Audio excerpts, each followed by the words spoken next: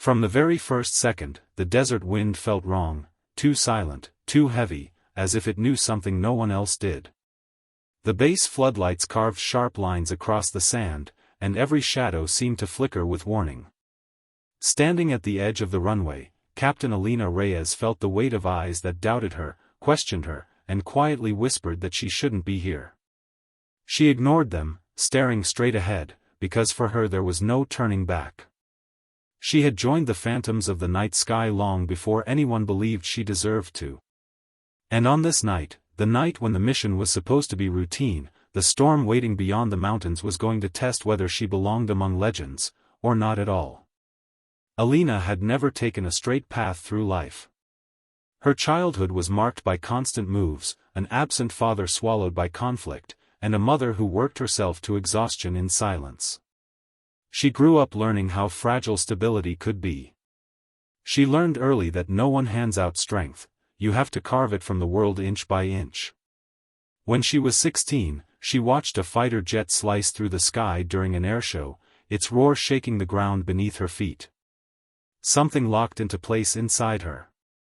She didn't know much then, only that she wanted to be in the place where fear turned into precision, where loneliness dissolved into purpose, and where the sky stopped being just a ceiling and became a battlefield worth conquering. But the road into the Air Force was not kind to her.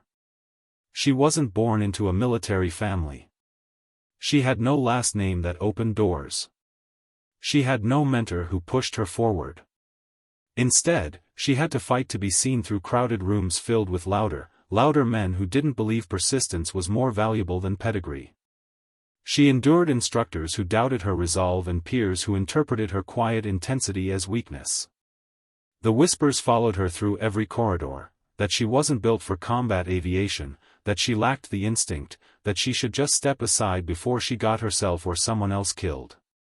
She refused to believe any of them. Every night she stayed until the hangars emptied, memorizing systems, studying failures, absorbing every ounce of knowledge she could. She learned to love the solitude of preparation.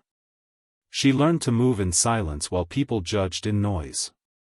Her call sign came the day she saved a struggling trainee from ejecting too late during a steep spin simulation. She fixed the situation not with luck but with calculation so calm and precise that even the senior officers couldn't deny it. They called her Halo, because she had pulled someone out of a fall no one expected them to survive.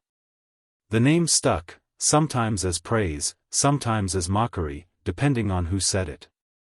And yet Alina accepted it, because she knew what it truly represented, a promise to herself. No matter how deep the descent, she would not let the sky take her without fighting back. By the time she reached forward operations, she knew every look Lieutenant Colonel Mason gave her.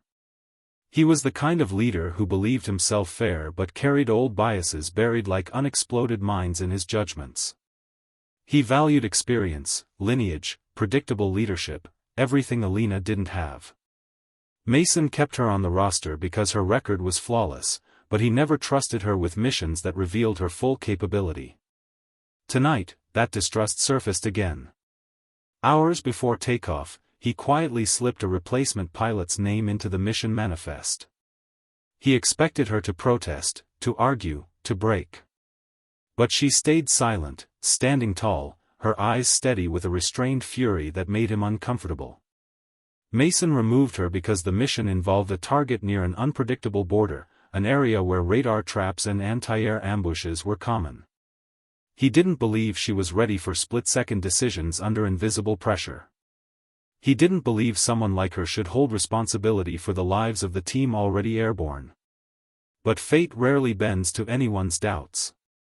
Just minutes before the final briefing ended, an emergency alert swept through the room. A recon team already across the border had been pinned down by hostile drones and rapidly shifting anti-air defenses. 2 aircraft assigned to extraction had malfunctioned, one grounded by communication failure, another by engine anomalies. Options were dwindling, and time was slicing itself dangerously thin. In that moment of sudden crisis, when every second mattered and fear cracked through the officers like lightning, Alina stepped forward. She didn't speak.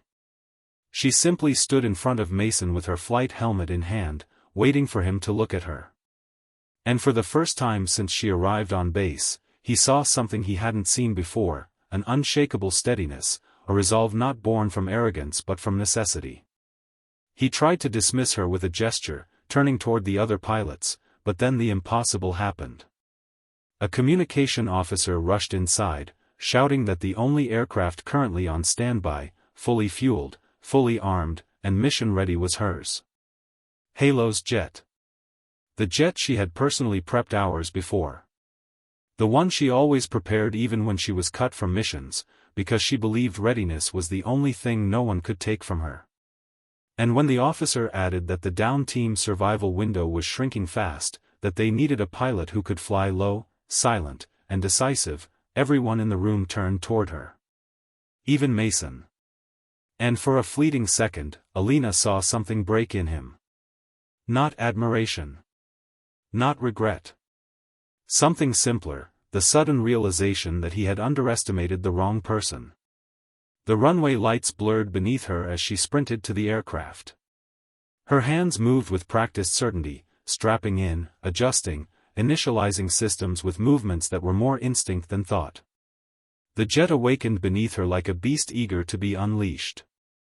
With clearance granted out of desperation rather than trust, she tore into the night sky with the fire of a person who had waited her whole life for this exact moment.